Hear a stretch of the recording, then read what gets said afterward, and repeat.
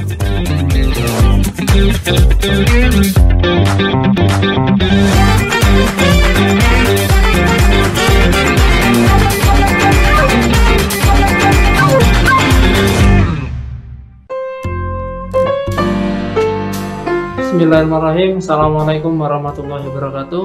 Selamat siang sahabat Lazismu Jember. Hari ini kita berjumpa lagi. Hari ini kita ada narasumber. Kebetulan narasumber kita siang hari ini yakni Bapak Abdul Kamil. Nah, beliau ini selaku Kepala Kantor Lazismu Jember. Selamat siang Pak Kamil. Ya, selamat siang. Wassalamualaikum warahmatullahi wabarakatuh. Waalaikumsalam. Oke, perkenalkan nama saya sendiri Asbri Timan Sampurna. Saya sendiri juga dari staf edisi program dari Lazismu Jember. Oke, sobat Lazismu Jember, hari ini kita ada topik yang cukup menarik, ya ini karena adanya dari kalangan masyarakat yang mencoba bertanya kepada Lazismu Jember. Nah, hari ini melalui channel hari ini Bapak Kamil akan menjelaskan terkait dengan pertanyaan. Nah, ini Pak Kamil ada salah satu pertanyaan dari masyarakat sekitar kita terkait dengan zakat profesi, Pak Kamil. Ini ada yang kita tanyakan Pak Kamil. Zakat profesi sendiri itu apa sih Pak Kamil? Dan bagaimana sih cara-cara kita untuk bisa menghitung zakatnya, Pak? Terima kasih dan Assalamualaikum warahmatullahi wabarakatuh. Kami sampaikan kepada seluruh sobat Lazismu pembahasan kali ini terkait dengan zakat profesi. Prinsipnya begini, namun sebelum saya menjelaskan itu saya perlu memberitahu bahwa memang terkait dengan zakat profesi ini terdapat banyak khilafiyah, ya, sebagaimana masalah-masalah fikih yang lainnya itu kan sama seperti ada yang kunut, ada yang tidak kunut, ya. Sama dengan zakat profesi, ada yang menganggap ini perlu ada di zaman modern ini, dan ada yang menganggap bahwa zakat profesi tidak ada karena memang di zaman Rasulullah juga tidak ada. Dalil-dalil yang secara langsung terkait dengan zakat profesi itu tidak ada.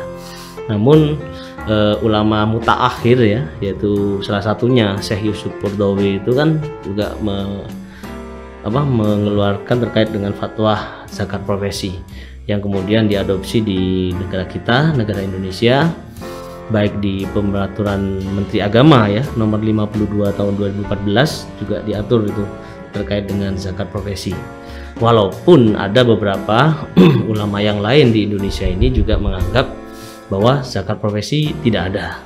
Ya, silahkanlah, itu pilihan dari masyarakat, pilih yang terbaik saja menurut keyakinan jenengan. Namun kami, karena kita dari Lazismu, Lembaga Amil Zakat Muhammadiyah, kita mengikuti putusan Tarjih Muhammadiyah dan sekaligus juga mengikuti himbauan dari Peraturan Menteri Agama. Ya, zakat profesi itu prinsipnya adalah bahwa apapun profesi kita itu ada zakatnya. Ya, perlu ada di zakatnya.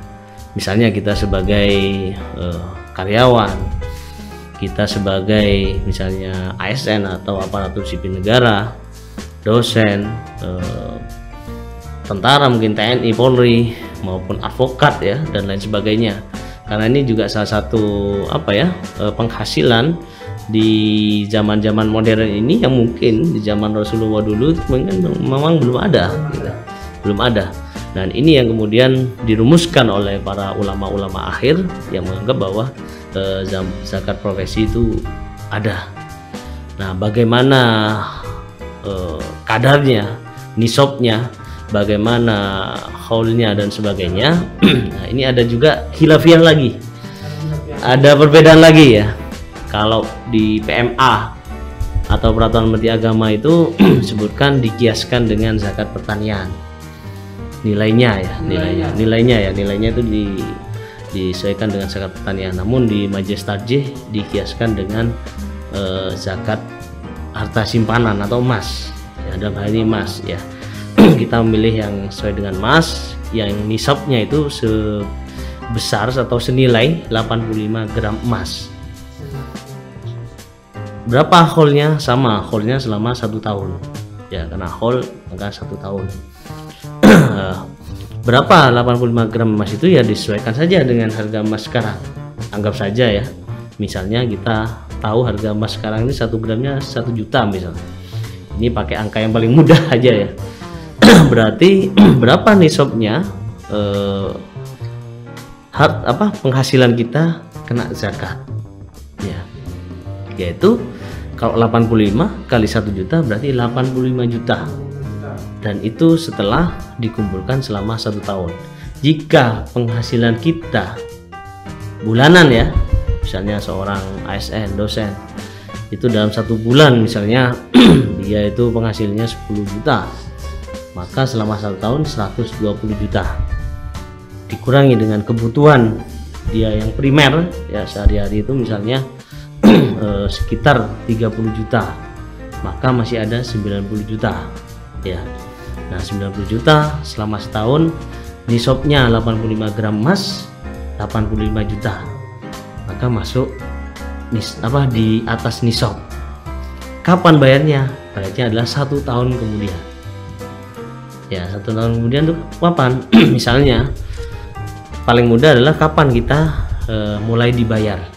Misalnya mulai masuk bekerja bulan Januari tapi dibayar Februari ya, karena kan kerja dulu ya baru dibayar. Kalau ASN itu dibayar dulu baru kerja, berarti Januari. Tergantung dibayar mulai kapan. Misalnya dibayar mulai Februari. Kalau kita pakai hitungan kalender miladiah ya atau Masehi, maka tahun depan misalnya tanggal 25 pembayaran atau tanggal 1, anggap saja ini yang paling mudah tanggal 1 ya, tiap bulannya tanggal 1 bulan Februari, maka tahun depan tahun 2022 itu tanggal 1 bulan Februari dikurangi 11 hari, karena kita zakat ini ibadah menggunakan kalender Hijriah ya, kurangi 11 hari, maka sekitar tanggal 20 Januari itu batas akhir pembayaran zakat mal kita. Berapa? Dihitung nyampe nisab kalikan 2,5%. Oke, 2,5% dikeluarkan, dan itu wajib dikeluarkan. Nah, ketika kita meyakini bahwa ini sebuah kewajiban, ya ini juga sebagai himbauan bagi sobat lazismu bahwa zakat ini bukan kebaikan kita, Mas. Tapi zakat itu adalah hak orang lain, yaitu yang ada dalam 8 asnaf itu tadi. Jadi karena ini hak bukan kebaikan kita dan ini sebuah kewajiban bagi kita, maka segerakanlah. Ya. Artinya kalau segerakan kita mau bayar lebih dulu itu alhamdulillah. Karena kalau kita lambat dalam membayarkan sisi sehari dan sebagainya, maka ada 8 asnaf itu yang akhirnya tertunda untuk menerima penyaluran dari zakat ini. Ya. Ini ada satu pertanyaan lagi Pak Lemos. Okay. Tadi menarik sekali ya, bahwasanya zakat itu terhitung 1 tahun Pak ya. Yeah. Nah, bagaimana? Apakah zakat ini bisa dilakukan hanya 1 kali seumur hidup kita, ya? Ataukah tiap tahun kita harus berzakat Pak? Ya, prinsipnya zakat itu ya dilakukan atau dikeluarkan ketika harta kita itu masuk nisab. Masuk nisab. Apakah itu setiap tahun ataukah sekali seumur hidup? Ya tergantung hartanya.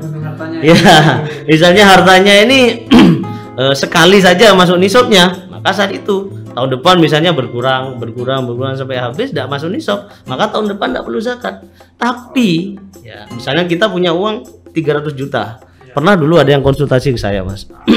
Dia punya uang 100 juta, 300 juta dari pensiunan ya mungkin ya. Dia dapat dari bank gitu 300 juta. Kapan Mas bayar zakatnya? Bayar zakatnya tahun depan. Nah, karena harta simpanan nih kan, harta simpanan anggap saja lah ya, flat ya, misalnya flat setahun itu harga emas 1 juta, tapi tetap dicek ya sobat-sobat semua ya, tetap dicek tiap tahun, di upgrade harga emas 1 gram berapa ya, dikalikan 85 gram emas, anggap saja nih flat 1 juta biar mudah ya. Nah 8 tahun depan 85 juta, hartanya dari 300 tetap tahun depan 300 juta, nah disimpan.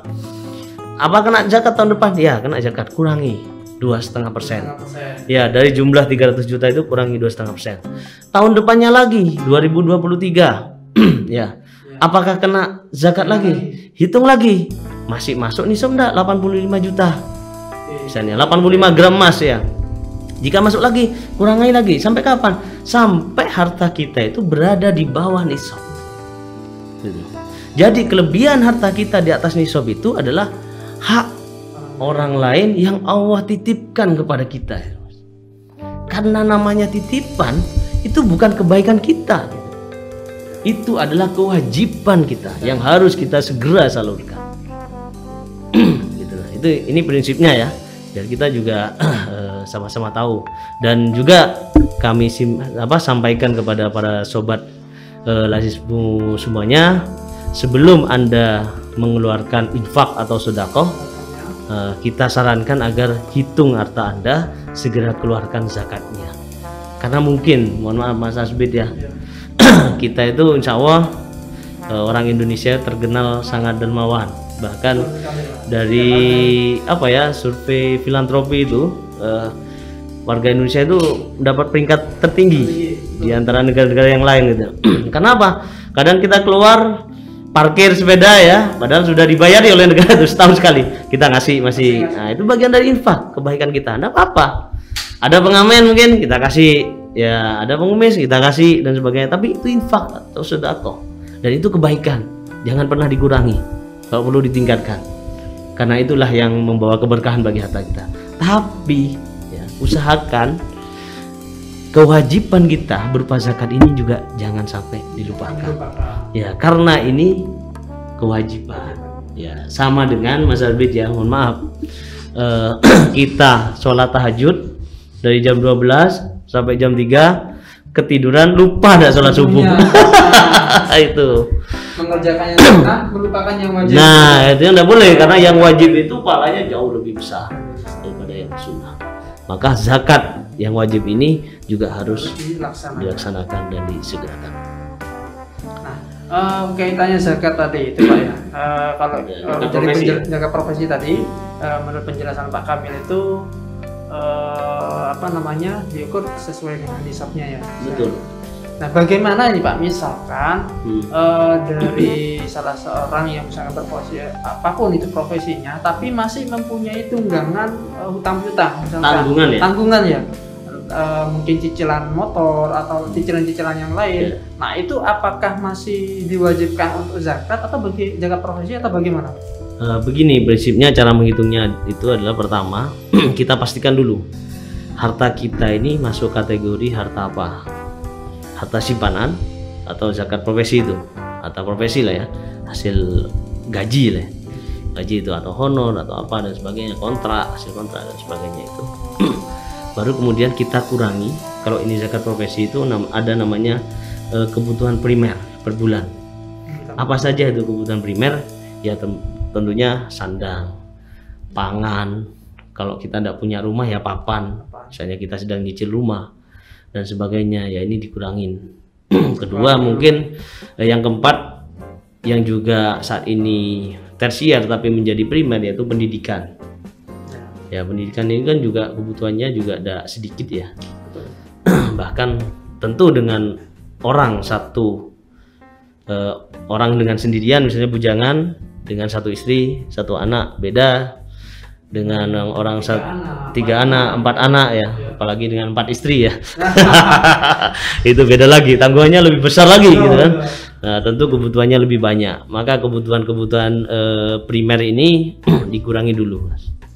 Nah, baru setelah dikurangi kebutuhan primer ini, kemudian berapa sisanya tiap bulan itu dikali 12. Nah, setelah dikali 12 ini apakah masih sama dengan 85 gram emas? Ya, kalau persis sama, misalnya 1 gramnya kembali lagi 1 juta ya, ternyata setelah dihitung harta kita 85 juta. Apa penghasilan kita? Mohon maaf ya, penghasilan kita tuh masih ada di sisa 85 juta, maka itu masuk nisab. Dan itu harus dikeluarkan zakatnya. Berapa zakatnya? Ya ini setelah dikurangi kebutuhan tadi kali 2,5%, dikeluarkannya tahun depan. Begitu. Insya Allah ringan Mas. Sangat-sangat ringan. gitu ya, zakat itu. Karena apa? Karena prinsipnya juga zakat itu sebenarnya kan kotoran bagi harta kita. Jadi kalau kita anggap ini sebuah kotoran, ya mau segera dikeluarkan nih kan gitu, segera disalurkan ini ya. Nah, gitu, Mas. Keutamaan dari zakat ini Pak ya, apa sih yang mungkin bisa dirasakan oleh manfaat dan bagi seorang yang menunaikan zakat profesinya itu Pak? Ya, pertama tadi seringkali saya sampaikan kepada sobat Lazismu bahwa zakat itu adalah kewajiban kita, sekali lagi bukan kebaikan kita, sehingga semakin cepat kita menunaikan akan semakin baik. Kedua, zakat itu sebenarnya kok harta yang Allah titipkan kepada kita, kelebihan harta yang Allah titipkan kepada kita, yang itu harapannya adalah ada hablum minan nas, itu ya, hubungan antar manusia yang makin baik dengan cara kita keluarkan. Dan ada yang mengatakan juga bahwa zakat itu adalah sebenarnya kotoran dari harta kita, sehingga itu harus segera dikeluarkan dan dibersihkan harta kita dari harta-harta zakat itu. Nah, dan itulah salah satu manfaatnya. Dan ketika zakat ini segera ditunaikan, maka penerima manfaat itu juga akan segera menikmatinya. Dan ini harapan kita, para mustahik itu bisa terangkat kehidupannya, apalagi di masa pandemi ini, ya kan. Banyak yang awalnya bekerja kemudian terpaksa harus di PHK, banyak yang awalnya punya usaha akhirnya kemudian gulung tikar, ya, banyak yang menjadi susah semua. Dengan adanya zakat yang kita tunaikan dari para muzaki ini, tentu akan bisa membantu mereka. Tuh. Jadi banyak hikmah ya dari seseorang yang menjalankan zakat profesinya Pak ya. Betul. Jadi ada hubungan saya kepada hablum minallah, tapi juga hablum minannasnya. Betul. Nah, ini juga mempererat silaturahmi kita terhadap sesama. Jadi sangat bagus dan sangat menarik sekali fungsi terkait dengan zakat profesi. Nah, kalau hukumnya, secara hukum tadi itu Pak ya. Jadi kalau berbicara secara hukum, zakat profesi ini masih bisa dikatakan boleh dilaksanakan, namun boleh tidak, begitu Pak? Begini, bukan boleh dilaksanakan atau boleh tidak ya, tapi kita meyakini pada fatwa yang mana. Sama seperti ini, ketika kita meyakini fatwa kunut, kita akan melaksanakan kunut atau tidak. Kalau kita meyakini bahwa kunut itu bagian dari sholat subuh, maka ketika kita tidak melaksanakannya, ya kita, kecuali kita jadi makmum ya, itu tentu kita harus ikut imam. Ketika kita tidak melaksanakannya, maka harus mengganti dengan sujud sahwi atau bagaimana gitu. Sama dengan zakat profesi ini, ketika kita meyakini bahwa zakat profesi itu sebuah fatwa yang kita ikuti, ya kita ikuti baik karena ikatan ormas maupun keyakinan kita terhadap fatwa yang ada itu, maka menjadi kewajiban yang harus kita keluarkan setiap tahunnya. Kalau kita tidak meyakini hal itu dan menganggap itu bagian dari ya yang tidak perlu diikuti, ya monggo, itu bagian dari pilihan lah ya. Namun saran saya tetap perbanyaklah infak dan sedekah, karena kebaikan Anda dan tangan Anda yang berada di atas itu jauh lebih mulia dan jauh lebih baik dibandingkan tangan kita yang berada di bawah. Bahkan ini di dalam surat Al-Baqarah ayat 267 Allah berfirman, A'udzubillahi minasyaitonirrajim, ya ayyuhalladzina amanu anfiqu min thayyibati ma kasabtum wa mimma akhrajna lakum minal ardi. Yang artinya bahwa hai orang-orang yang beriman, nafkahkanlah di jalan Allah sebagian dari usahamu yang baik-baik, ya, dan sebagian apa yang kami keluarkan dari bumi dan untuk kamu. Jadi dari usaha kita yang baik-baik, maka keluarkanlah. Dalam hal ini perintahnya untuk zakat. Ya ini bagian dari salah satu ya dalil terkait dengan zakat profesi. Walaupun ada yang mungkin perbedaan pendapat terkait ini, ya kita tidak ada masalah ya, terbukalah. Dan juga mungkin ada pertanyaan yang lain terkait apa yang telah saya sampaikan, ya silahkan aja di komentar di channel ini ya biar nanti mungkin kita kumpulkan dan kita bahas lagi dalam kesempatan berikutnya. Kita punya satu pertanyaan lagi Pak Kamil. Ini menjadi pengetahuan juga bagi rekan-rekan sahabat Lazismu berkaitan dengan kriteria Pak atau asnaf calon penerimanya itu apa aja Pak? Ya, prinsipnya ada 8 asnaf atau 8 penerima ya dalam zakat itu. Salah satunya ya fakir, miskin, amil, kemudian fisabilillah, ibnu sabil, hamba sahaya, dan sebagainya itu, dan gorim ya. Nah itu salah satunya.